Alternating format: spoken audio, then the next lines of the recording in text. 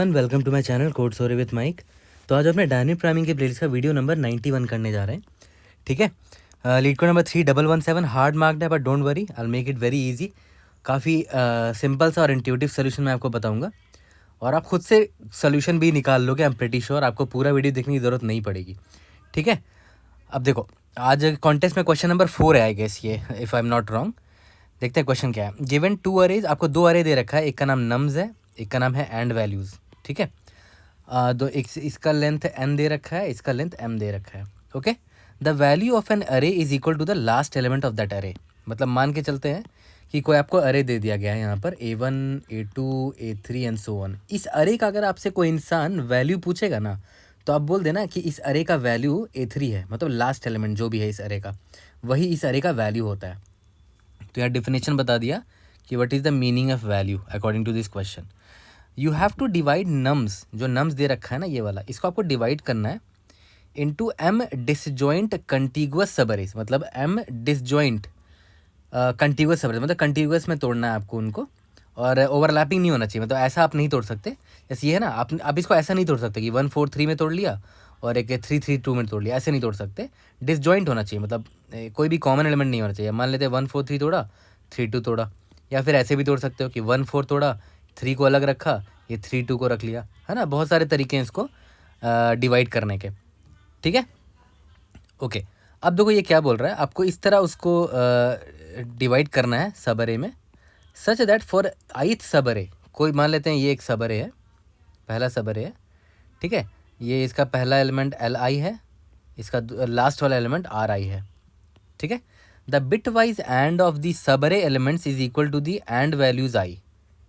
ठीक है, देखो इसका मतलब क्या हुआ, Li से लेकर Ri तक जो सब अरे आपने लिया ना, इन सब एलिमेंट्स का आप एंड ऑपरेटर निकाल लो, 1 एंड 4 एंड 3। तो इसका वैल्यू ना एंड वैल्यूज i के बराबर होना चाहिए।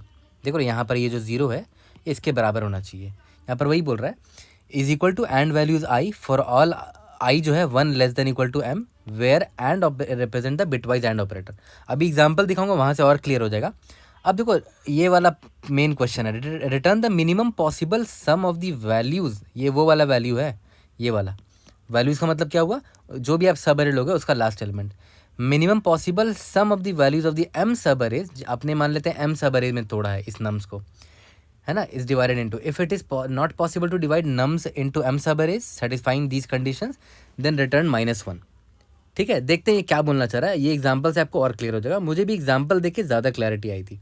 ठीक है, तो देखो यहाँ पर क्या बोल रहा है कि जैसे मान लेते हैं आपने क्या किया, आपने तोड़ दिया इसको 1 एंड 4 में। ठीक है, आपने एक सब अरे तोड़ा ये वाला 1 4, तो इन दोनों का अगर आप सब अरे सॉरी एंड ऑपरेटर लोगे ना 1 एंड 4 का, तो वो इसके बराबर आना चाहिए। ये पहला सब अरे है ना, तो ये पहला सब अरे है, तो पहला सब अरे का सारा एलिमेंट्स का एंड ऑपरेटर लोगे तो ये पहला वैल्यू के बराबर आना चाहिए।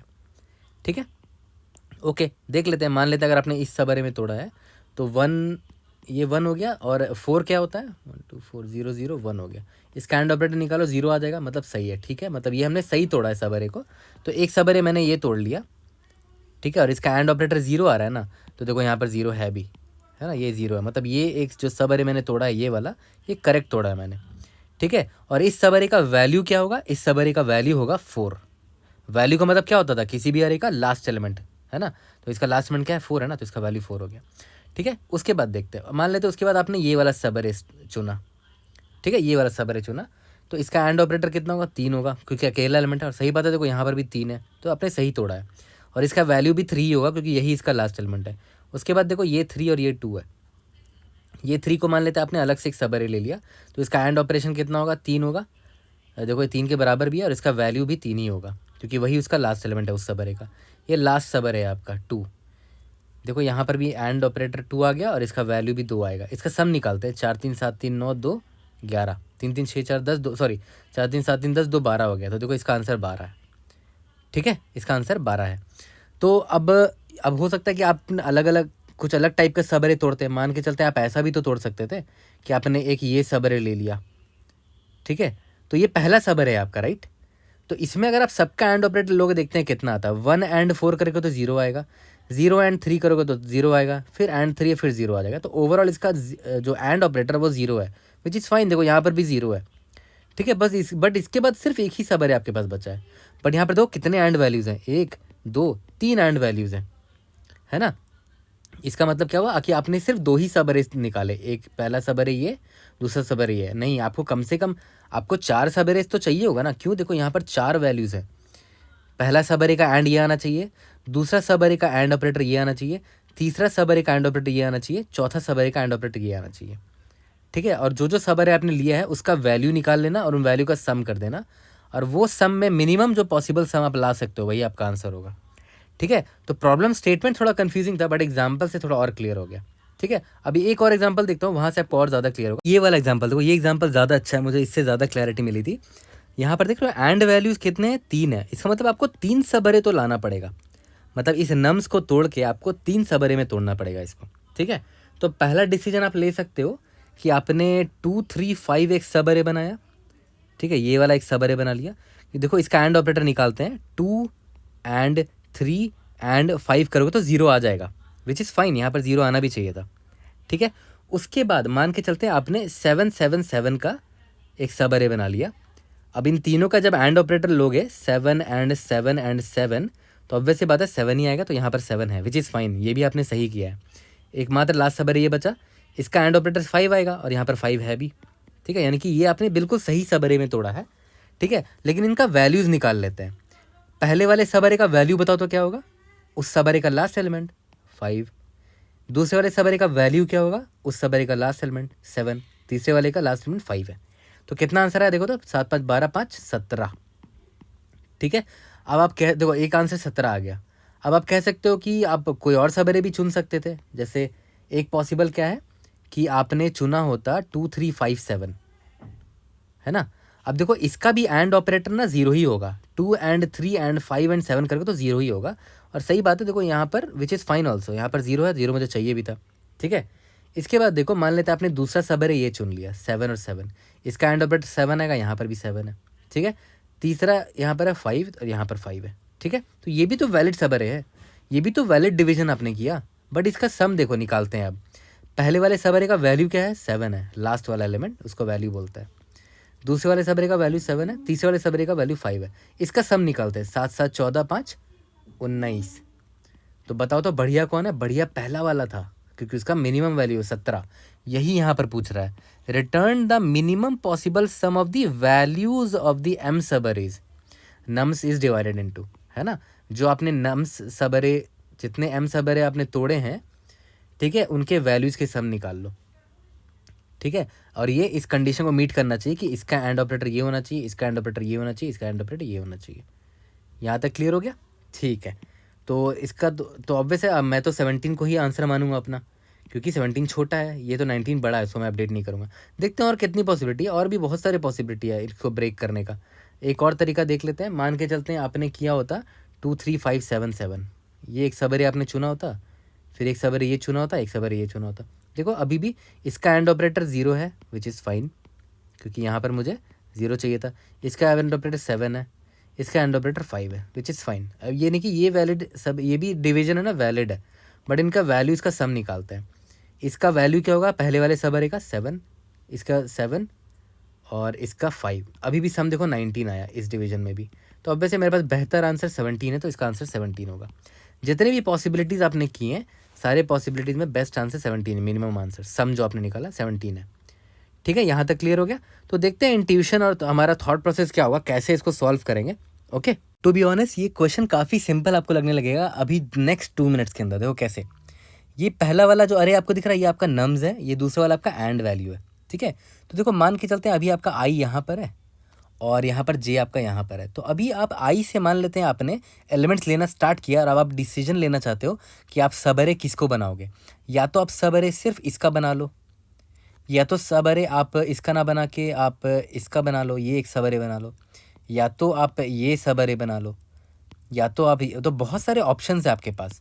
तो अभी जो एक टर्म मैंने यूज़ किया, क्या बोला मैंने अभी, ऑप्शंस। जब भी ये वर्ड मेरे मन में आ जाता है, मैं सबसे पहले रिकर्शन सोचता हूँ और रिकर्सिव ट्री बनाने की कोशिश करता हूँ, और वही तोड़ होता है जनरली ऐसे प्रॉब्लम्स का। तो आपको यहाँ पर दिख गया होगा कि मेरे पास तो पॉसिबिलिटीज़ हैं, बहुत सारे ऑप्शंस हैं। पहला ऑप्शन क्या है कि भाई इस 2 को मैं इस 2 को लेकर ही मैं सब अरे बना दूँ, यानी कि एकमात्र मतलब सॉरी इधर ही एक सब अरे एंड कर दूँ, तो मेरा एक सब अरे मुझे ये मिल गया। बट ध्यान देना, जब आप सब अरे ले रहे हो तो अभी आपका एंड वैल्यू कितना है, एंड ऑपरेशन का वैल्यू कितना है, अभी एकमात्र एलिमेंट है सब अरे में तो 2 आया, तो क्या ये इसके जेथ के बराबर है? एंड वैल्यू में जो जेथ इंडेक्स है उसके बराबर है? नहीं है, ऑब्वियस से नहीं है। यहाँ 2 आ रहा है, यहाँ पर 0 लाना था। इसका मतलब क्या है कि आप इसको नहीं ले सकते, आपको और आगे बढ़ के और एलिमेंट लेना पड़ेगा। तो आई आगे जाएगा, कोई बात नहीं, बट जे वहीं पर रहेगा, क्योंकि अभी अब तक हमें 0 एंड रिजल्ट वाला सब अरे मिला ही नहीं है, राइट। तो जे अभी भी यहीं पर खड़ा रहेगा, आई आगे बढ़ जाएगा। क्यों? क्योंकि 2 को अगर अकेला मैं सब अरे लेता तो वो 0 नहीं आ रहा था उसका एंड ऑपरेशन। कोई बात नहीं, तो 2 के बाद अगर मान लेते मैं 3 को ले लेता, याद करो पहले जब 2 के पास था आई तो एंड ऑपरेशन 2 ही आ गया था, क्योंकि पहला एलिमेंट था वो। अब आई आ गया 3 पे, तो 2 एंड 3 हो जाएगा ना। यानी कि अब मैं सोच रहा हूँ कि क्या मैं इस सब अरे को ले सकता हूँ, मेरे पास ये ऑप्शन भी है। तो 2 एंड 3 का देखते हैं क्या आंसर आता है। ये 2 हो गया, ये 3 हो गया, दोनों का एंड ऑपरेशन निकालो, 0 1। क्या ये 0 के बराबर है? देखो तो नहीं, 0 के बराबर नहीं है, मुझे तो 0 चाहिए था, मतलब ये भी गलत हो गया आपका, है ना। तो आप 2 3 को भी नहीं ले सकते, अब आगे और बढ़ना पड़ेगा। 2 3 5, क्या ये सब अरे ले सकते हैं? देखते हैं, 2 एंड 3 एंड 5 करते हैं। 2 एंड 3 कितना आ रहा था? ये आ गया था 1 0, इसको 5 से एंड कर देते हैं, ठीक है। 0 0 0, इस बार देखो 0 आ गया, और यहाँ पर मुझे 0 चाहिए भी था, यानी कि ये एक वैलिड सब अरे टूटा है मेरा अभी, है ना। ये मेरा एक वैलिड सब अरे टूटा है। तो इसका मतलब क्या हुआ कि भाई ये मैंने इसको, ये सब अरे मैंने ले लिया, एक डिवीजन मार दिया, ये मेरा नेक्स्ट सब अरे है। तो जैसे ही मुझे पता चला कि अच्छा एंड वैल्यू जो है देखो 0 आ गया, वो इसके बराबर है, तो मतलब ये एक सब अरे मिल गया जिसका एंड वैल्यू ये है। तो अब आई और जे दोनों हैप्पी है, जे यहाँ बढ़ जाएगा, क्योंकि अब मुझे और सब अरे ढूंढना है जिसमें का वैल्यू 7 आ सके, और आई ऑब्वियस है, आई तो आगे बढ़ेगा ही बढ़ेगा, ठीक है। तो एक ऑप्शन तो ये दिख गया कि 2 3 5 को आपने मिलाकर एक सब अरे बना दिया और मैच कर गया, ठीक है। तो यहाँ पर मैं ट्री डायग्राम अगर बनाऊँ कि भाई पहला ऑप्शन क्या था कि आपने 2 3 5 का एक सब अरे ले लिया, है ना, क्योंकि इसका एंड ऑपरेशन 0 था। तो देखो तो क्या हो जाएगा, 2 3 5 7 7 7 5, और एंड वैल्यू क्या था आपका? 0 7 5 था। तो इस बार क्या हो जाएगा, यहाँ पर आई आपका देखो तो कहाँ पर आ गया, आई आपका यहाँ पर आ गया, इस 7 के पास आ गया, है ना, क्योंकि ये तो सब अरे बन चुका था डिवीजन वाला, है ना, ठीक है। और 0 7 5 में जे यहाँ आ चुका था, क्योंकि ये 0 तो मैच कर गया था ना, इसका एंड ऑपरेशन से 0 से मैच कर गया था, ठीक है। तो जैसे ही आपने डिवाइड किया तो आपको ये भी तो पता है ना कि इस अरे का, इस सब अरे का लास्ट एलिमेंट कौन है। ये याद करो, आई जब यहाँ पर एंड हुआ था ना, तो मुझे पता चल गया था कि यहाँ एंड ऑपरेशन 0 आ चुका है। तो अब वैसे बात है, अगर मैं सब अरे इसको मानूंगा एक डिवीजन, है ना, अगर मैं यहाँ पर एक डिवीजन मारूंगा तो इस सब अरे का मुझे वैल्यू ऑलरेडी पता होगा, कौन होगा वो? लास्ट एलिमेंट, यानी कि आई जहाँ पर खड़ा है। तो यहाँ पर मैं सम भी लिखते जाता हूँ, सम इज इक्वल टू अभी कितना हो गया? 5 हो गया, पहला एलिमेंट है ये, ठीक है, पहला सब अरे है, और हर सब अरे का वैल्यू का मतलब क्या होता है? उसका लास्ट एलिमेंट। तो सम 5 निकला इस पाथ में, ठीक है। एक और पॉसिबिलिटी क्या हो सकती थी, उसको मैं यहाँ पर बताता हूँ कि आप 2 3 5 के बाद इस 7 भी ले सकते थे। तो इस केस में आपने अपने सब अरे क्या बनाया वो मैं आपको दिखा देता हूँ। 2 3 5 7 7 7 5 0 7 5, ठीक है। और इस बार आपने सब अरे किसको बनाया दिखा देता हूँ मैं आपको। 2 3 5 7 आपने सब अरे ये बनाया इस बार, क्योंकि इसका भी एंड ऑपरेशन 0 है तो ये वैलिड है ना। इसका भी एंड ऑपरेशन देखो इस 0 के बराबर था, है ना। और तो इस बार आपका क्या होगा, इस बार आपका आई देखो यहाँ आ जाएगा और जे यहाँ आ जाएगा, क्योंकि इसका एंड ऑपरेशन 0 है और ये 0 था, तो दोनों मैच कर गया, तो आई भी आगे बढ़ गया, जे भी आगे बढ़ गया, ठीक है। लेकिन इस बार जो सम आएगा आपका देखो इस पाथ से, सम देखो तो कितना आएगा, ये पहला सब अरे है ना, इसका वैल्यू क्या होगा, लास्ट एलिमेंट क्या है 7 है, तो सम इज इक्वल टू 7 हो गया, ठीक है। और भी पॉसिबिलिटी है, बहुत बड़ा ट्री डायग्राम बनेगा, तो मैं पूरा तो नहीं बनाऊंगा, बट मैं एक्सपेक्ट करूँगा कि आप लोग खुद से ज़रूर ट्राई करना पूरा ट्री डायग्राम। तीसरा ऑप्शन क्या हो सकता है कि आपने 2 3 5 7 के बाद एक और 7 ले लिया, क्योंकि देखो इसका भी एंड ऑपरेशन 0 ही आ रहा है, राइट। और देखो मेरा जेथ इंडेक्स में 0 है, ठीक है, जेथ इंडेक्स में तो दोनों मैच कर गया, ठीक है। तो इस बार मेरा सम क्या आएगा, इस बार मेरा सम आएगा 7, क्योंकि इस सब अरे का लास्ट एलिमेंट क्या है 7 है, तो मैंने सम में उसका वैल्यू ऐड कर दिया, वैल्यू क्या है 7 है, ठीक है। तो इस केस में क्या आएगा आपका देखो तो 2 3 5 7 7 7 5, और एंड क्या था 0 7 5 था, इस केस में आपने सब अरे क्या बनाया, इस केस में आपने सब अरे इसको बनाया 2 3 5 7 7 को, है ना। और आई आपका यहाँ आ जाएगा और जे आपका यहाँ आ जाएगा। यहाँ तक क्लियर है? ठीक है। तो इसी तरह आप सारे पाथ को एक्सप्लोर करोगे।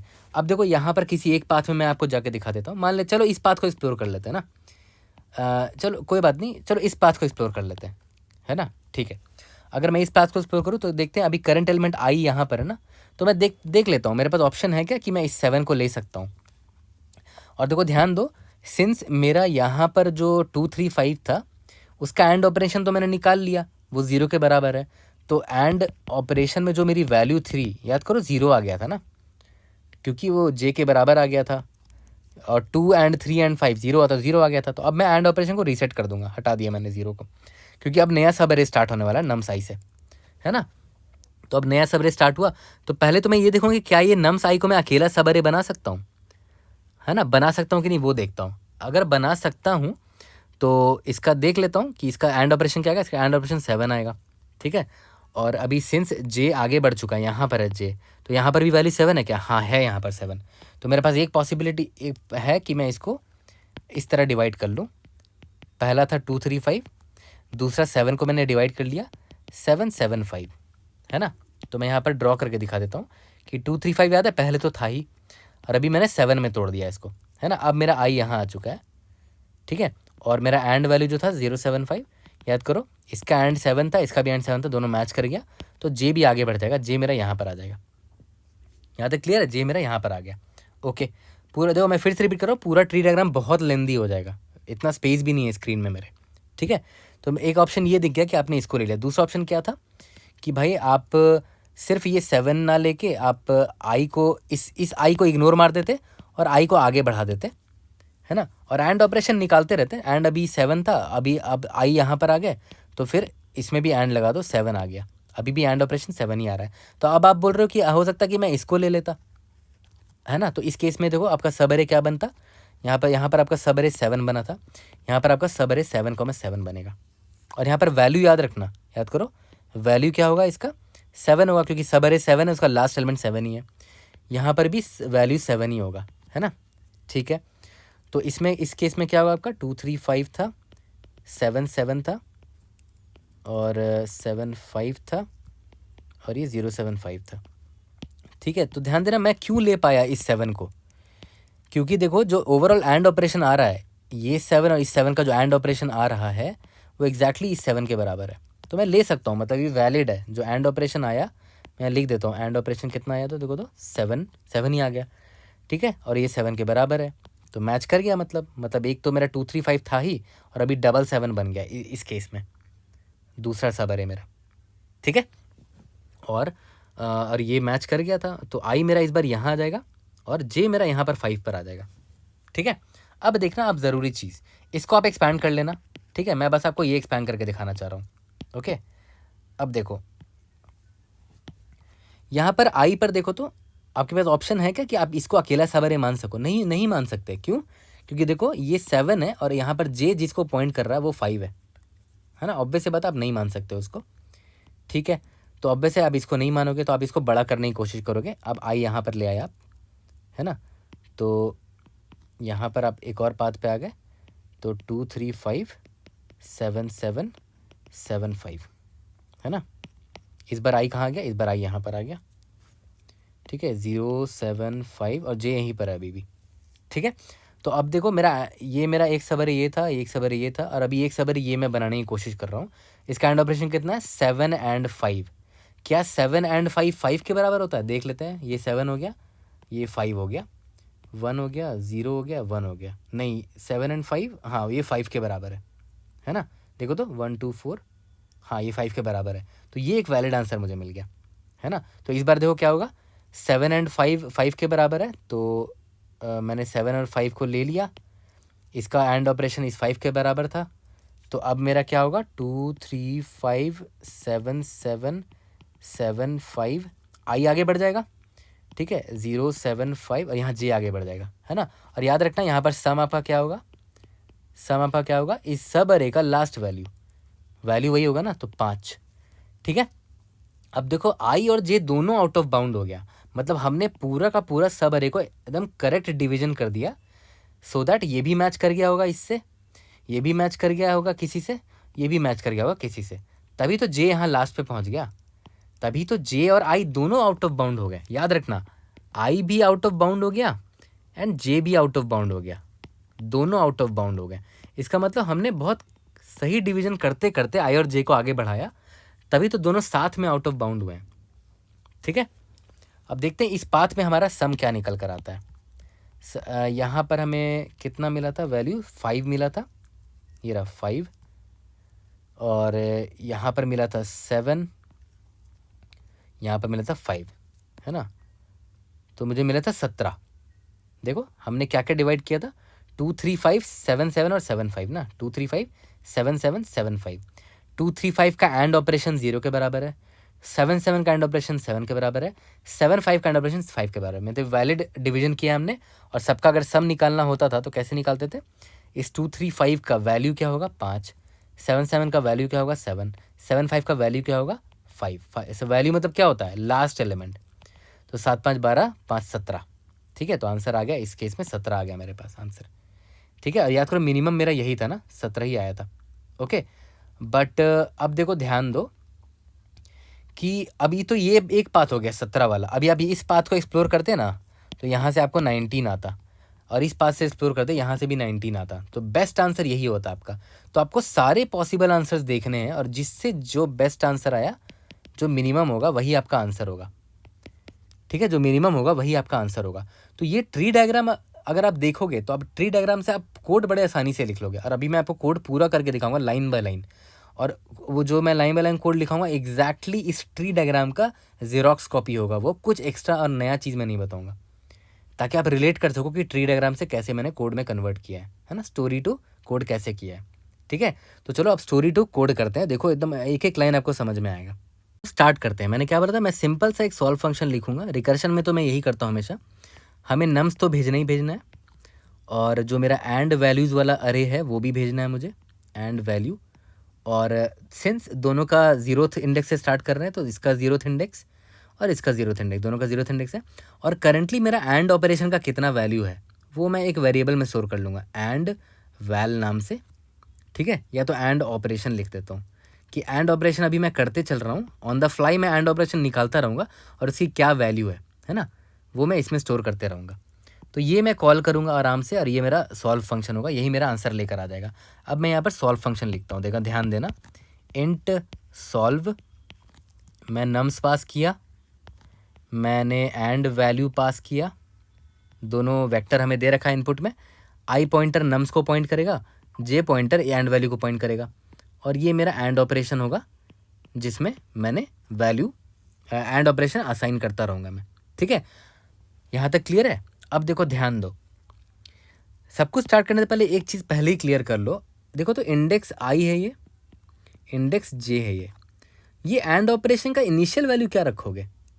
जैसे मान लेते हैं यहाँ पर जो ट्री डायग्राम था एकदम स्टार्टिंग में देखते हैं, जब एंड ऑपरेशन में कोई किसी का अभी हमने एंड ऑपरेशन निकाला ही नहीं था, फिर पहला एलिमेंट एक 2 आया था राइट, तो 2 फिर लिख दिया था मैंने, बट एंड ऑपरेशन की स्टार्टिंग वैल्यू क्या रखोगे, 1 तो रख सकते नहीं, 0 भी नहीं रख सकते, क्योंकि देखो अगर 0 रख दिया आपने तो 0 एंड 2 करोगे तो वापस से 2 ही आ जाएगा, सॉरी 0 आ जाएगा, वो तो गड़बड़ हो गया ना।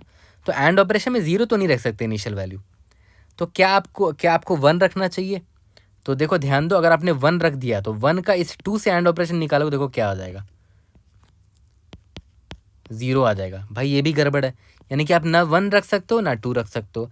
तो आपको सबसे इंपॉर्टेंट पार्ट इस प्रॉब्लम का यही था कि आपको एंड ऑपरेशन का जो वैल्यू है इसका इनिशियल वैल्यू क्या रखना चाहिए आपको, उस पर हम बाद में आएंगे। ठीक है, मान के चलते हैं अभी आपने फिगर आउट कर लिया है कि इसका इनिशियल वैल्यू क्या रखना है हमको। अभी मैंने आपको जस्ट ऊपर दिखा लिया कि इसका इनिशियल वैल्यू ना आप 0 रख सकते हो, जैसे मान लेते हैं किसी अरे का आप सम निकालते हो, तो सम का इनिशियल वैल्यू 0 रखते हो ना, फिर ना ऐड करते हो nums I plus 1 and so on. But यहाँ पर आप 0 नहीं रख सकते, 1 भी नहीं रख पा रहे हो आप, क्योंकि आपको एंड ऑपरेशन निकालना है। ठीक है, तो इनिशियल वैल्यू क्या रखा जाए उस पर हम बाद में आएंगे, बट पहले कोड लिख लेते हैं जो हमने ट्री डायग्राम से समझा है। और मैं फंसा यहीं पर था, मेरा टाइम यहीं पर लगा। ठीक है, बट बाद में I was able to figure out. अब देखो कैसे, चलो यहाँ पर स्टार्ट करते हैं, है ना। तो सबसे पहले मैंने आपको बोला कि भाई मेरे पास दो ऑप्शन है कि नम्स आई को मैं सब अरे मान लूँ, मान लेते हैं आई मेरा यहाँ पर है, या तो नम्स आई को सब अरे ना मान के मैं आगे और जाऊँ और बड़ा वाला सब अरे बनाऊँ, ठीक है। बट नम्स आई को अगर मैं सब अरे मानता हूँ तो जेथ इंडेक्स में जो एंड वैल्यू है वो मैच कर जाना चाहिए, है ना। नम्स आई तक में जितना मैंने अभी एंड ऑपरेशन का वैल्यू निकाल रखा है वो मैच कर जाना चाहिए इससे, ठीक है। तो नम्स आई तक को मैं सब अरे मान सकता हूँ, बट कंडीशन है कि एंड ऑपरेशन अब तक मैंने जितना निकाल रखा है उसमें मैंने नम्स आई को भी एंड जब किया तो वो बराबर आना चाहिए एंड वैल्यू ऑफ जे के। इस लाइन से आप कन्विंस्ड हो कि नहीं, पहले वो डिसाइड कर लो, नहीं तो आप पीछे रिवाइंड करके वीडियो देखो, क्योंकि ये इंपॉर्टेंट लाइन है ना।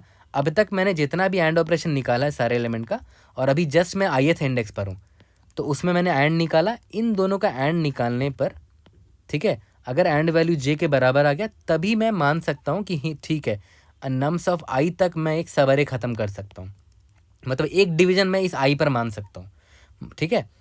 ओके, तो इस केस में यहाँ पर मैं एक आंसर निकाल लूँगा कि इस केस में क्या पॉसिबल आंसर है। मैं बाहर एक वेरिएबल ले लेता हूँ कि इंक्लूडिंग अंडरस्कोर आई, मतलब आई को इंक्लूड कर लिया एक सब अरे में और वही तक एंड कर दिया अपने सब अरे को, तो इसका कुछ आंसर आएगा, है ना।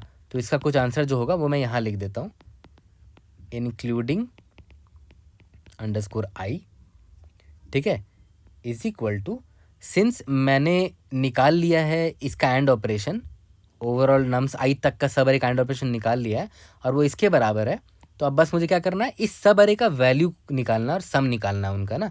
तो इस सब अरे का वैल्यू क्या होगा, सिंस नम्स आई इस सब अरे का लास्ट एलिमेंट है, राइट, तो मैं नम्स आई ऐड कर दूंगा और क्या, क्योंकि मुझे एक सब अरे मिल गया है जिसका एंड वैल्यू इसके बराबर है, ये ना बराबर तो है, तो अब मुझे सम निकालना पड़ेगा इस सब अरे का, इस सब अरे का वैल्यू का सम, तो इस सब अरे का वैल्यू कौन होगा, नम्स आई होगा, ठीक है। तो वो तो मैंने ऐड कर दिया। अब मैं बोलूँगा कि जो रिमेनिंग सब अरेज है उनका आंसर निकाल के लाओ मैं, और इसमें ऐड कर दूंगा मैं। तो मैंने सॉल्व फंक्शन कॉल कर दिया, नम्स पास किया, एंड वैल्यू पास कर दिया। इस बार देखो i+1 भी बढ़ेगा और j+1 भी बढ़ेगा, क्योंकि देखो j मैच कर गया ना, ठीक है, यहाँ तक क्लियर है। अब देखो, अब ध्यान देना, एंड ऑपरेशन अब नया स्टार्ट होगा, राइट, क्योंकि यहाँ तक का एंड ऑपरेशन मैंने निकाल लिया। अब जब नया एंड ऑपरेशन स्टार्ट होगा तो मुझे एंड ऑपरेशन का एक नया वैल्यू भेजना, मतलब बिगिनिंग वैल्यू भेजना पड़ेगा, क्योंकि अब नया सब अरे स्टार्ट होने वाला है ना। जैसे मान लेते हैं यहाँ पर देखो कि अगर मान लेते हैं आपने आई यहाँ तक लिया, ये आपका सब अरे हो गया, इसका एंड ऑपरेशन आपने निकाल भी लिया, मैच भी कर गया।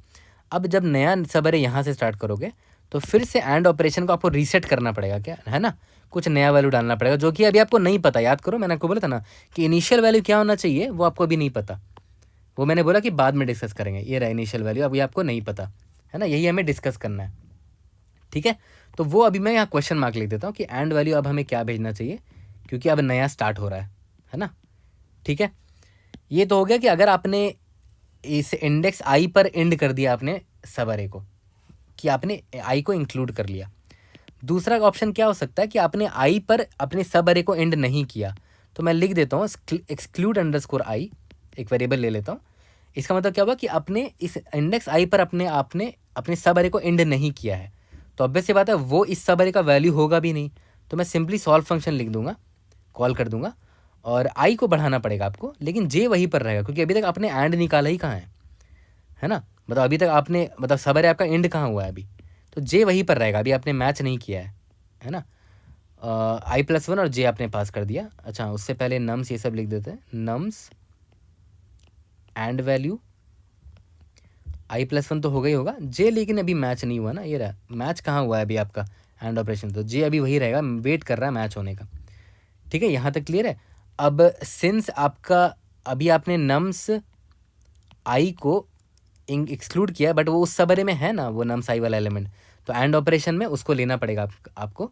तो अभी तक एंड ऑपरेशन की जितनी भी वैल्यू थी उसमें आपको एंड करना पड़ेगा नम्स ऑफ आई को, है ना। मैं यहाँ क्लियरली लिख देता हूँ इधर, एंड ऑपरेशन अब तक जितना था उसमें आपको अभी नम्स ऑफ आई को भी तो एंड ऑपरेशन करना पड़ेगा, ठीक है, और आपने कॉल कर दिया फर्दर, देख रहे हो, इससे ज़्यादा कुछ भी फैंसी दिखा इसमें, 3-4 लाइन का कोड लिखा है, एग्जैक्टली ट्री डायग्राम वाला कोड उतार दिया यहाँ पर, ठीक है। और अभी इनिशियल वैल्यू एंड ऑपरेशन में क्या रखना वो मैं आपको बताऊंगा, लास्ट में बताऊंगा, बट इतना आप कन्विंस हो जाओ कि हाँ ये पार्ट तो आपको समझ में आ रहा होना चाहिए, ठीक है। अब लास्ट में आपको क्या करना था भाई, कुछ नहीं करना था, रिटर्न कर दो मिनिमम ऑफ कि भाई इस पाथ से कितना आंसर आया, इंक्लूडिंग अंडरस्कोर आई और एक्सक्लूड अंडरस्कोर आई, दोनों से कितना आया, दोनों का मिनिमम निकाल दो, यही आपका आंसर होगा, और क्या है ना। और यहाँ पर देखो सिंस आपको मिनिमम निकालना है तो इंक्लूडिंग आई अभी आप कब निकालोगे, किस केस में निकालोगे, जब ये केस सेटिस्फाई होगा तभी निकालोगे ना। तो इंक्लूडिंग आई का इनिशियल वैल्यू कुछ बड़ा वैल्यू रख दो ताकि मिनिमम जब आप निकालोगे ना तो ऑब्वियस है वैलिड आंसर आना चाहिए, है ना। तो यहाँ पर इंक्लूडिंग आई भी जब कैलकुलेट नहीं हुआ तो कोई बड़ा वैल्यू लिख दो, है ना, यहाँ पर कोई बड़ा वैल्यू ले लेना। तो मैंने ले लिया था 10 का पावर, मैंने शुरू में इंट मैक्स ले लिया था, लेकिन गड़बड़ क्या होता ना कि अगर इंट मैक्स ले लेता तो फिर जब वैल्यू रिटर्न करता है इंक्लूडिंग अंडरस्कोर आई का तो इंट मैक्स में कुछ जुड़ जाता ना, तो फिर इंटीजर आउट ऑफ बाउंड हो जाता, ठीक है। तो इंट मैक्स ना लो, सेफ साइड में रहने के लिए मैंने क्या किया था 10 का पावर 9 ले लिया था, क्योंकि 10 का पावर 9 में कुछ ऐड भी होगा ना तो बड़ा वैल्यू बनेगा बट इंट मैक्स को क्रॉस नहीं करेगा, तो मैंने 10 का पावर 9 ले लिया था। इसको 10 का पावर 9 को आप ऐसे भी लिख सकते हो 1e का पावर 9, 1e9 ऐसे भी लिख सकते हो, ठीक है। तो इंक्लूडिंग आई में मैंने पहले वैल्यू ये ले लिया, फिर जब कुछ कैलकुलेट होगा यहाँ से तो निकाल लेंगे यहाँ पर इंक्लूडिंग आई, फिर एक्सक्लूडिंग आई से कुछ वैल्यू आएगा, ठीक है। और यहाँ पर रिटर्न मिनिमम कर दिया आपने। यहाँ तक क्लियर है। इससे ज़्यादा कुछ ईजी हो सकता था ये प्रॉब्लम, बिल्कुल नहीं हो सकता था। हमने देखा अपने यहाँ पर हमने टेक और नॉन टेक वाला दिमाग ही लगाया कि मैंने नम्स आई को पर अपने सबरे को एंड कर दिया, इसको मैं टेक बोल सकता हूँ, या फिर नम्स आई में मैंने अपने सबरे को एंड नहीं किया, ये हो गया नॉट टेक वाला। देखा है तो प्रॉपर डीपी का क्वेश्चन है ये, टेक एंड नॉन टेक वाला, नॉट टेक वाला प्रॉब्लम है ये, ठीक है।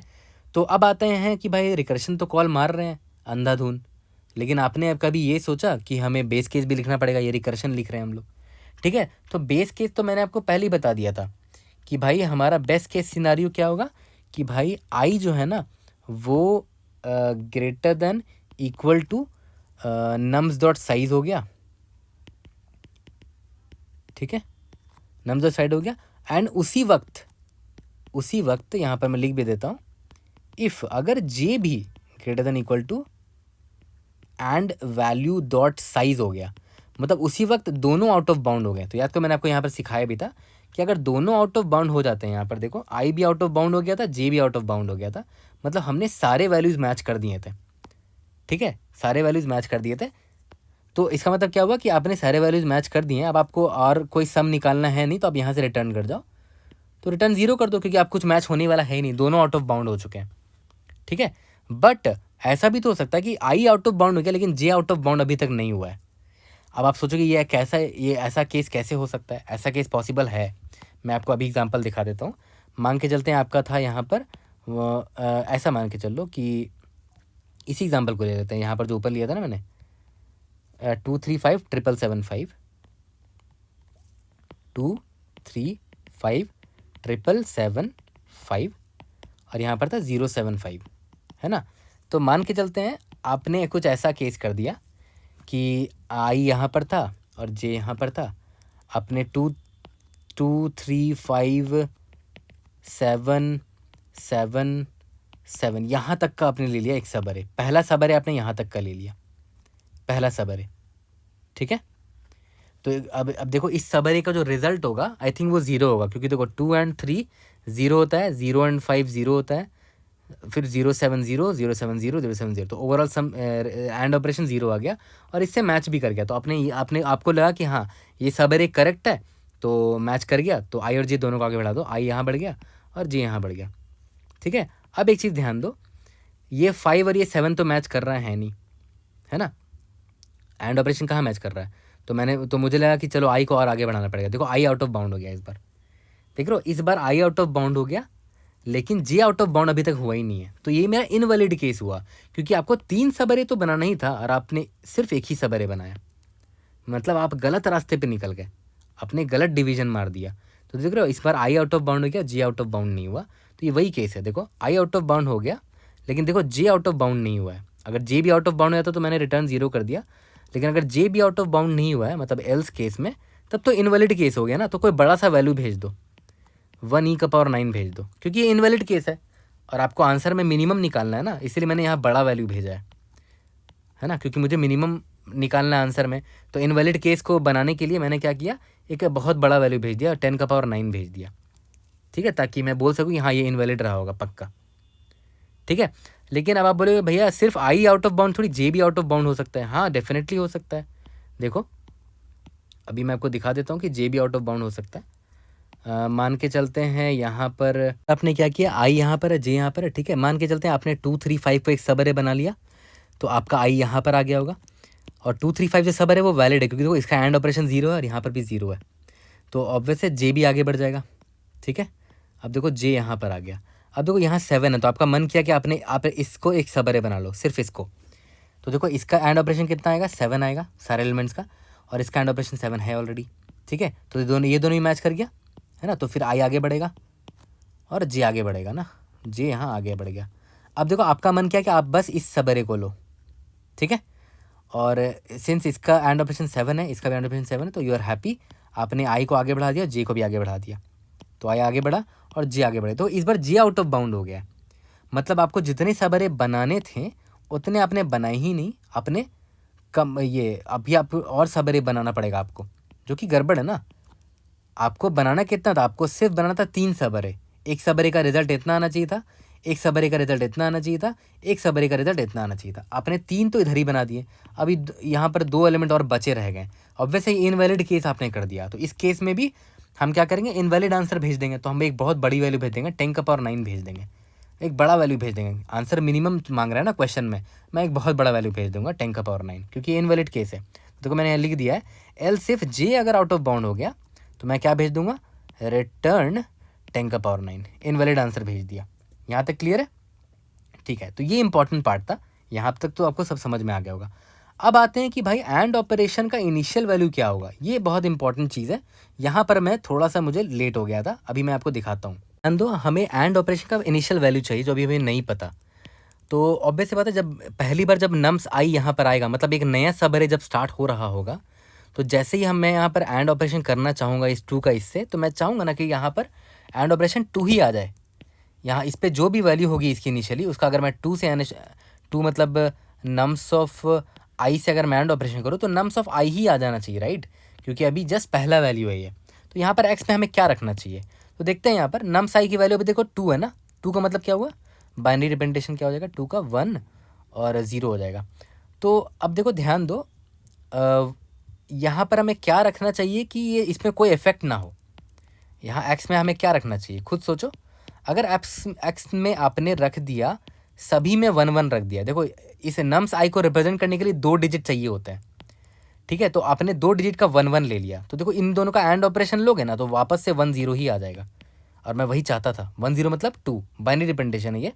1 0 का मतलब यहाँ पर 2 है, क्योंकि मैं बाइनरी में लिख रहा हूँ, ठीक है। तो 1 1 से इसको एंड करोगे तो देखो कितना आएगा, 0 आ गया, 1 वापस से 1 0 ही आ जाएगा, ठीक है। अब देखो मान लेते हैं, मान के चलते हैं यहाँ पर 3 है ये, ठीक है।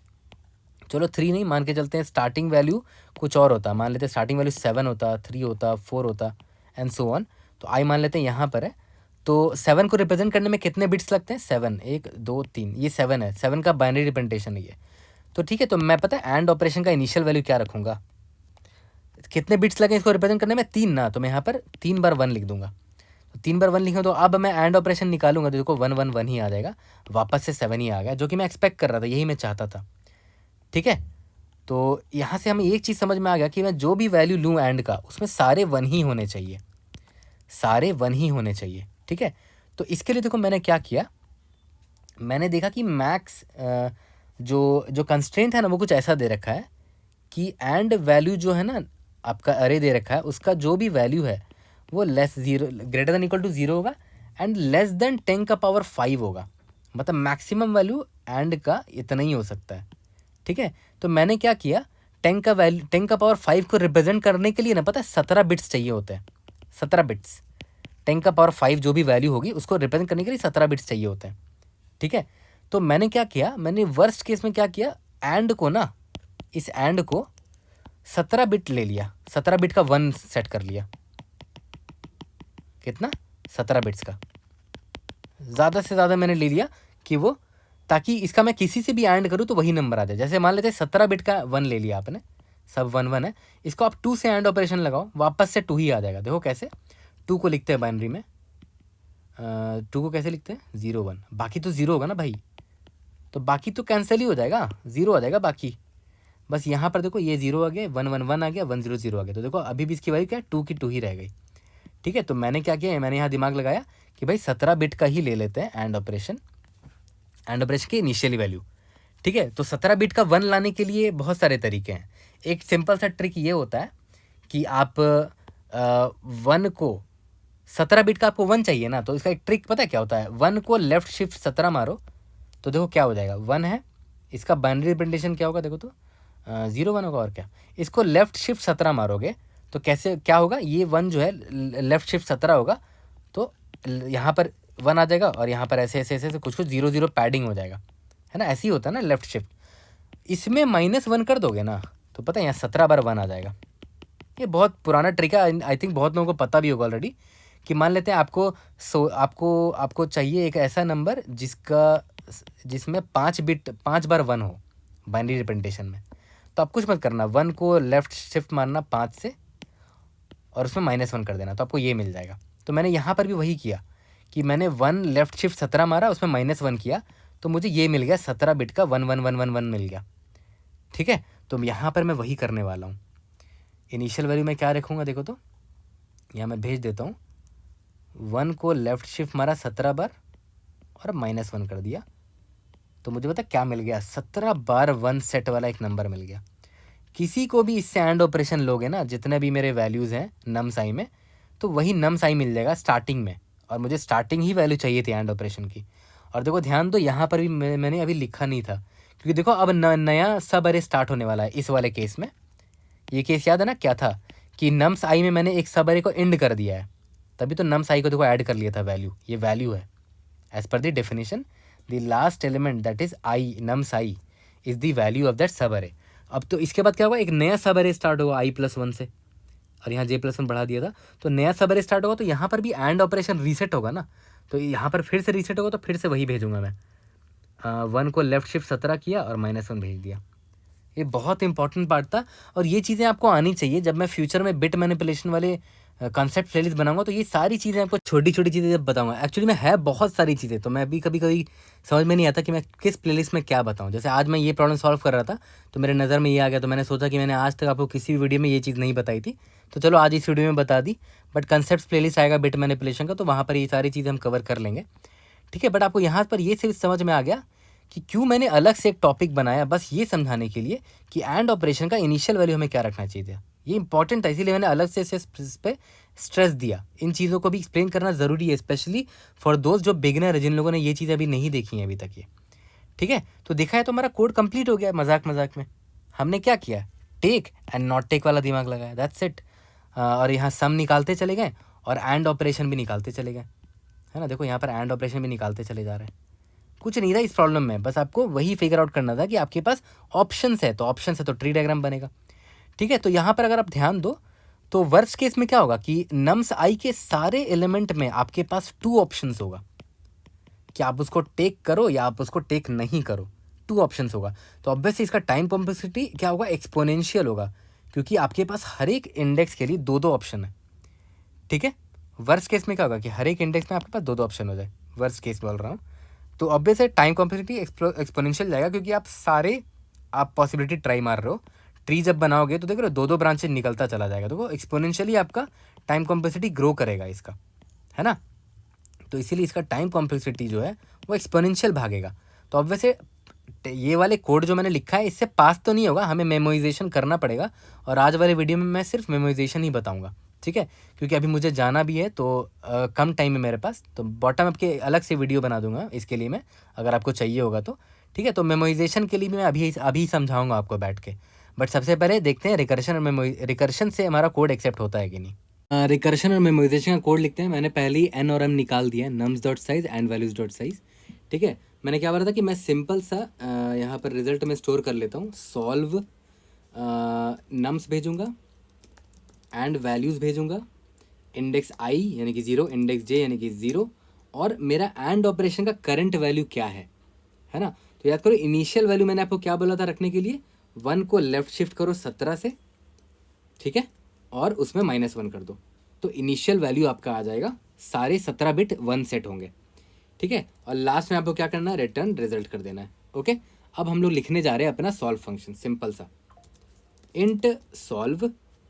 इसमें याद करो क्या क्या भेज रहे हैं, vector of int and nums, vector of int and values, int I, int J, और इंट एंड ऑपरेशन की अभी क्या वैल्यू है ना।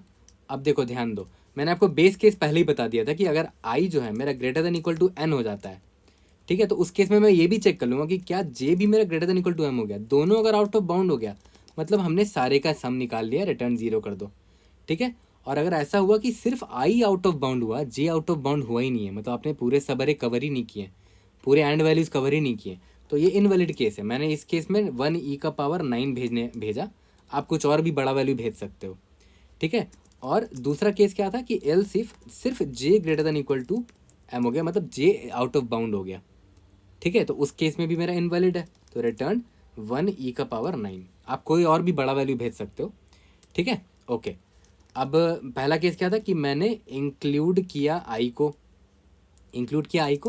ठीक है, या तो टेक आई कर देता हूँ इसको, take underscore i is equal to, starting में 1e⁻9 मान लेते हैं, ठीक है। लेकिन हाँ, टेक कब कर सकते हो, जब करंट जो एंड ऑपरेशन है आपका, उसका आपने नम्स ऑफ आई से जैसे ही आपने एंड किया वो बराबर आ जाना चाहिए एंड वैल्यूज ऑफ जे से, क्योंकि अभी आपने, इसका मतलब क्या हुआ, टेक आई का मतलब क्या हुआ कि इस ith इंडेक्स पर आप अपना करंट सब अरे को एंड करना चाहते हो, ठीक है। तो आपने एंड ऑपरेशन निकालिए, एंड ऑपरेशन एंड वैल्यूज जे के बराबर होना चाहिए, यानी कि ये सब अरे जो आपने इंडेक्स आई पर ख़त्म किया है वो करेक्ट सब अरे है, क्योंकि उसका एंड ऑपरेशन एंड वैल्यूज जे के बराबर हो गया, ठीक है।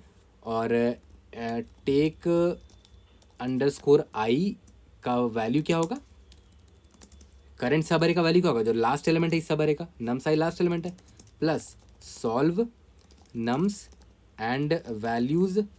इस केस में याद करो i+1 भी बढ़ेगा और j भी बढ़ेगा, j+1 दोनों बढ़ेगा, है ना। और सिंस अब एक नया सब अरे स्टार्ट होने वाला है, तो फिर से मैं वही करूँगा, सिंस एक नया सब अरे स्टार्ट होने वाला है तो 1 लेफ्ट शिफ्ट 17, मतलब एंड ऑपरेशन का इनिशियल वैल्यू डाल दूंगा -1, उसका इनिशियल वैल्यू यही होता था, ठीक है।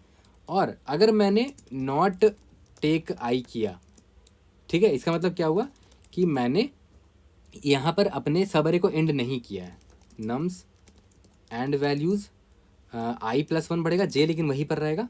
और याद करना मैंने क्या बोला था, एंड ऑपरेशन की जो भी वैल्यू है उसमें नम्स ऑफ आई का एंड करके आपको भेजते रहना, ताकि आप on the fly and operation की वैल्यू निकाल सको, ठीक है। और आपको लास्ट में कुछ नहीं करना था, return minimum of take underscore i and not underscore take underscore आई।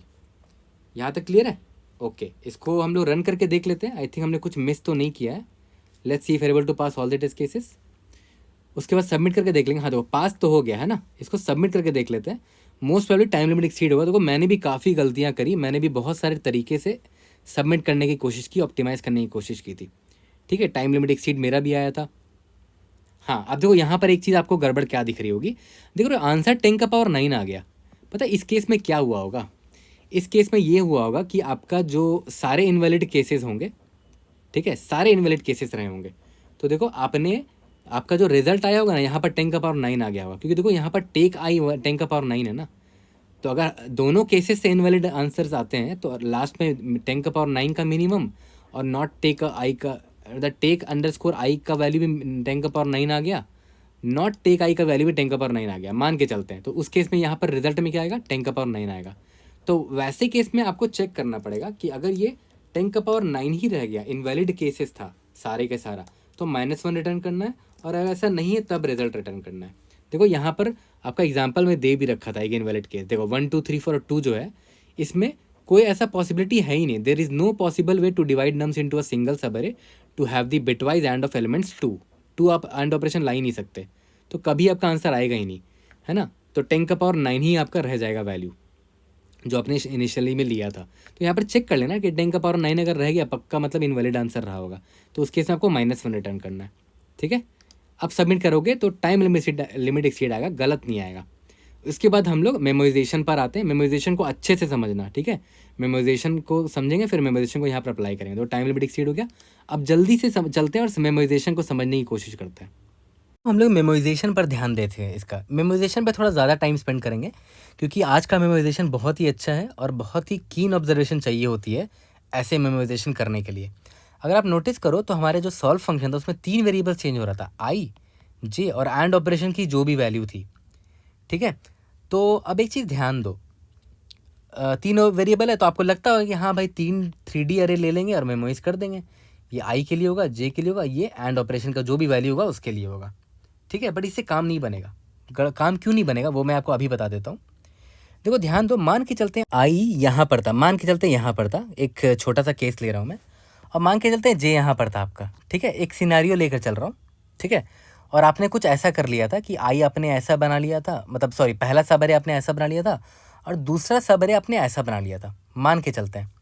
तो देखो इस बार आई कहाँ पर है, 0 1 2 थर्ड इंडेक्स पर है, ठीक है। आई अभी थर्ड इंडेक्स पर है और जे आपका 0 1 2 इंडेक्स पर है, मतलब आई अभी थर्ड इंडेक्स पर है और जे आपका सेकंड इंडेक्स पर है। तो इस बार इस सब अरे का जो एंड ऑपरेशन का वैल्यू है वो क्या होगा, देखो तो A3 एंड A4 है ना। देखो ये सब अरे का पार्ट है ना अभी आई, तो इसका एंड ऑपरेशन का वैल्यू क्या है, A3 एंड A4।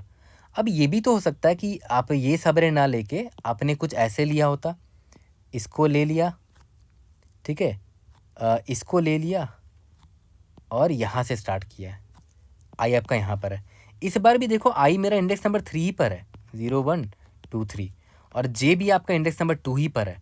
बट इस पर एंड ऑपरेशन देखो अलग निकल आया, A4।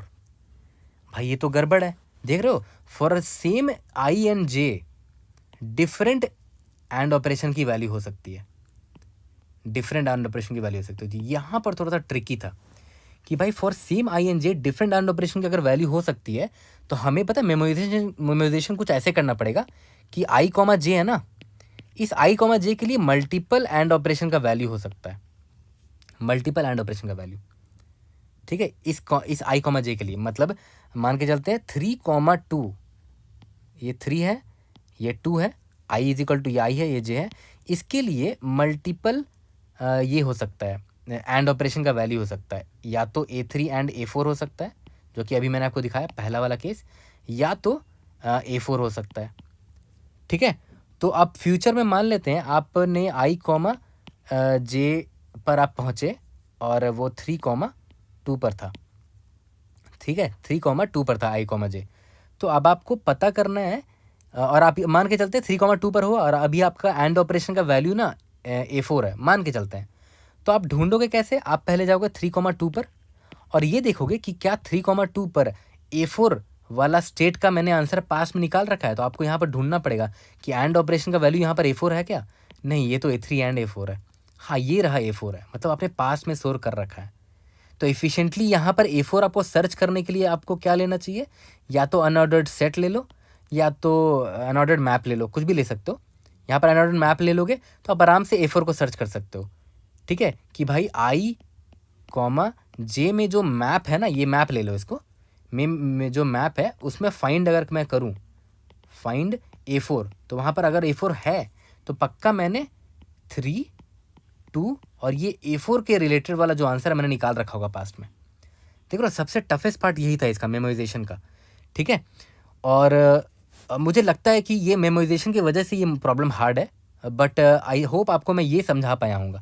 सबसे इम्पॉर्टेंट पार्ट ये था, है ना। आई डोंट नो कि ये डिटेल आपको कहीं पर मिलेगी, अब मिल जाती तो अच्छी बात है, बट अगर आपको नहीं मिलती तो मुझे बताना, मैं PDF शेयर कर दूंगा अपने इस स्लाइड का, क्योंकि ये इंपॉर्टेंट चीज़ आपको पता होना चाहिए, है ना। For a given I and J, देख लो अलग अलग एंड का वैल्यू हो सकता है, यहाँ पर A3 एंड A4 है, यहाँ पर A4 है, ठीक है। तो देखो सेम आई और जे के लिए देखो एक एंड वैल्यू ये आ गया, एक एंड वैल्यू ये आ गया। फ्यूचर में दोबारा अगर आप 3,2 पर आते हो फॉर सम रीज़न, मान के चलते हैं आपको ये पता करना है कि A3 3 2 और A4 का स्टेट आपने सॉल्व कर रखा था पास्ट में, तो क्या आप उसका आंसर आप निकाल सकते हो, तो डेफिनेटली आप निकाल सकते हो, है ना। इस मैप से निकाल लोगे, 3,2 के कॉरस्पॉन्डिंग जो मैप है वहाँ पर देख लो A4 है क्या, हाँ A4 है, तो क्या आंसर था उसका वो आप इधर ही स्टोर कर लेना। मान लेते हैं आंसर इसका था आंसर 1, मतलब वैल्यू 1 जो भी था, ठीक है। और A3 एंड A4 के करस्पॉन्डिंग था वैल्यू 2 था इसका आंसर, इसका वैल्यू 1 था। तो डायरेक्ट मैंने यहाँ पर स्टोर कर लिया मैप में और इधर ही से मैं आंसर निकाल लूँगा और क्या, ठीक है। ये टफ पार्ट था इसका, ठीक है। तो यहाँ पर हमें देखा है तो हमें क्या लेना है मेमोराइजेशन के लिए, मैंने आपको यहाँ पर दिखा दिया। मेमोराइजेशन के लिए हमें क्या डेटा स्ट्रक्चर लेना है, चीज़ें थी ना आई और जे, और इसके करस्पॉन्डिंग मल्टीपल एंड वैल्यूज़ हो सकते हैं। और मान लेते हैं इसके करस्पॉन्डिंग एंड वैल्यू अगर 1 होती तो उसका एक अलग आंसर होता, अगर एंड वैल्यू 2 होती तो उसका एक अलग वैल्यू होता, है ना, अलग अलग पॉसिबिलिटी है। तो मैंने क्या किया, वेक्टर ऑफ 2 वेक्टर क्यों लिया, देखो आई और जे है, इन दोनों को कवर करने के लिए इंट नहीं लेंगे इस बार, वेक्टर ऑफ मैप लेंगे। देखो ये चेंज हो रहा है ना, अलग अलग कीज़ के लिए अलग अलग आंसर होगा। अनऑर्डर्ड मैप ले लिया। अनऑर्डर्ड मैप में 2 चीज़ें हो सकती हैं, एक तो की होगा एक तो वैल्यू होगा। और की में क्या है, ये देखो तो की क्या है, यहाँ पर की क्या है, एंड ऑपरेशन है, इंट कॉमा इंट, है ना। इसको मैं क्या नाम दे दूँ, इसको नाम देता हूँ डीपी देता हूँ, कुछ भी दे दो, ठीक है। और देखो आप ध्यान देना, इसको आप डिफाइन कैसे करोगे, इज इक्वल टू इसका साइज़ कुछ ऐसा ले लेते हैं। आई जो है नम्स का लेंथ है ना, तो नम्स का लेंथ मान लेते हैं एम अगर होता तो कोई बात नहीं, m+1 साइज़ ले लेते हैं, ठीक है। और उसके बाद आपका जो दूसरा है ये कितना होगा, वेक्टर ऑफ क्या है, अनऑर्डर्ड मैप है ना, इंट कॉमा इंट, जो दूसरा है वो कितने साइज़ का होगा। देखो क्वेश्चन में दे रखा कि जो एंड वैल्यू है ना वो वाला अरे, उसका मैक्सिमम साइज़ 10 है, तो मैं कोई बात नहीं यहाँ पर 11 साइज़ का ले लेता हूँ, 11 साइज़ का। तो ये मैंने अपना डीपी इनिशियलाइज़ कर दिया, ठीक है। यहाँ तक क्लियर है, ओके। तो देखा है तो हमने सब कुछ यहाँ पर कर दिया, मेमोराइजेशन का भी जुगाड़ लगा लिया हमने। अब बस हमें मेमोराइज़ करना है, तो चलो जल्दी से मेमोराइज़ करते हैं इस डेटा स्ट्रक्चर से और इसको फिनिश करते हैं। याद रखना ये बहुत इंपॉर्टेंट चीज़ मैंने आपको आज सिखा दी, ठीक है, इसीलिए मैंने इस मेमोराइजेशन पे अलग से स्ट्रेस दिया थोड़ा सा, ठीक है। ये चीज़ आपको पता होनी चाहिए। और सबसे इंपॉर्टेंट पार्ट ये वाला था, ये वाला देख रहे हो कि see for same I and J you can have multiple and different and का वैल्यू। हाँ, अगर आप 3D अरे बनाने भी जाते हैं ना तो बड़ा मुश्किल हो जाता है, पता है क्यों। यहाँ पर आई लिखते हैं, यहाँ पर जे लिखते हैं, और यहाँ पर एंड ऑपरेशन का जो वैल्यू होता है वो आप यहाँ पर डाल देते, एंड ऑपरेशन का जो भी वैल्यू होता है वो आप यहाँ पर डाल देते। बट इतना बड़ा 3D अरे आप बना भी नहीं सकते, है ना, क्योंकि देखो एंड ऑपरेशन का मैक्सिमम वैल्यू याद है 10⁵ तक बोला गया था, लेस देन 10⁵, तो बहुत बड़ा वैल्यू, इतना बड़ा 3D अरे आप बना भी नहीं पाओगे, ठीक है। इसीलिए, और मैंने याद करो मैंने अनऑर्डर्ड सेट ना लेकर अनऑर्डर्ड मैप क्यों लिया यहाँ पर, क्योंकि मुझे आंसर भी शो करना ना कि इस एंड ऑपरेशन के लिए जब वैल्यू एंड ऑपरेशन की ये थी तो उसका करस्पॉन्डिंग आंसर क्या था, जब एंड ऑपरेशन की वैल्यू A4 थी तो उसका आंसर क्या था, है ना। For a given I J and operation ये वैल्यू क्या था, for a given I J and operation ये आंसर क्या था, ठीक है। इसीलिए मैंने देखो यहाँ पर अनऑर्डर्ड मैप लिया है। यहाँ तक क्लियर है, जल्दी से इसको कोड करते हैं और इसका टाइम कॉम्प्लेक्सिटी भी हम लोग कोड में देख लेंगे, फिर इसको फिनिश करते हैं। देखो अब हम लोग मेमोराइजेशन कर लेते हैं। देखो यहाँ पर मैंने पहले लिख दिया है मेमोराइजेशन वाला पार्ट, देखो वेक्टर ऑफ अनऑर्डर्ड मैप, है ना। और यहाँ पर मैंने उसका साइज़ डिफाइन कर दिया, देखो n+1 होगा वेक्टर, डीपी उसको रिसाइज मारा तो n+1 ले लिया यहाँ पर, और वेक्टर ऑफ अनऑर्डर्ड मैप है। और देखो 11 क्यों लिया, क्योंकि देखो यहाँ पर कंस्ट्रेंट में दे रखा है कि एंड वैल्यू का मैक्सिमम पता है साइज़ 10 जा सकता है, ये देखो। तो मैंने क्या किया, 11 ले लिया, मैक्सिमम वैल्यू ले लिया, ठीक है, एक ज़्यादा ले लिया बढ़ाकर। तो अब बस मुझे क्या करना है, यहाँ पर मेमोराइज़ करना है। तो देखो मैं सब कुछ चेक करने से पहले ऊपर ही चेक कर लूँगा कि इफ़ हमारे डीपी में करस्पॉन्डिंग आई और जे के करस्पॉन्डिंग जो मैप है, अगर उसमें मैं फाइंड करूँ किसको, ये करंट एंड ऑपरेशन को, ठीक है, या तो फाइंड की जगह काउंट भी लिख सकते हो, ठीक है। अगर वो 0 के बराबर नहीं है, नॉट इक्वल टू 0 है, या तो उसको ऐसे भी रहने दो, बात एक ही है। उसका अगर नॉन ज़ीरो रहेगा मतलब वो प्रेजेंट है वहाँ पर, तो मुझे क्या करना है, उससे करस्पॉन्डिंग जो वैल्यू है DP of I comma J comma end of, वो मुझे रिटर्न कर देना है, ठीक है। और अगर ऐसा नहीं है तो नीचे जाएंगे और जब आंसर आप रिटर्न कर रहे हो यहाँ पर उसको स्टोर कर लेना, ठीक है, DP of I comma J comma and operation, ठीक है। यहाँ तक क्लियर है, काफ़ी अच्छा प्रॉब्लम था। इसमें मेमोराइजेशन में भी आपको थोड़ा एक्स्ट्रा सोचना पड़ा, थोड़ा एक्स्ट्रा दिमाग लगाना पड़ा, और यहाँ पर भी 10⁻1 लेफ्ट शिफ्ट 17 वाला जो पार्ट है वो भी आपको एक्स्ट्रा सोचना पड़ा, है ना। क्या मिस कर रहे हैं हम लोग, यहाँ पर हमने शायद एक ब्रैकेट मिक्स कर दिया है, डबल यहाँ पर रखेगा, let's see, we should be able to pass all the test cases. अगर आपको कोई भी डाउट होता है, raise it in the comment section. I try to help you out. See you in the next video. Thank you.